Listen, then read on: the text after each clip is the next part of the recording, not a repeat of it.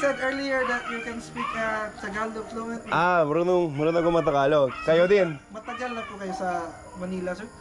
Hindi. 2 linggo lang. Pero How you can speak Tagalog? natuto ako magtagalog doon sa bansa ko. Sa Canada. Doon ka nag-study, sir? Opo, dati pa. Kaya medyo sanay na. Para kang si Enrique Hill. Enrique Hill? Talaga ba? Pero anong ibig mong sabihin? Yung boses ko? mukha, yung mukha? mukha, yeah. Oh, hindi kaya. Punta kami sa Canada kasi mag-OFW kami dun, sir. Sige. Punta ka na. Pabalit tayo. Ha? Ako dito, ikaw doon. Maraming gwapo doon. Meron. Maraming mga ano dito, yung mga matanda ba? Gusto ko kasi yung matanda eh. Ito yung gusto mo, matanda? Yung malapit na mamatay ba? Yung Alam ko na. Sugar daddy yung handa mo.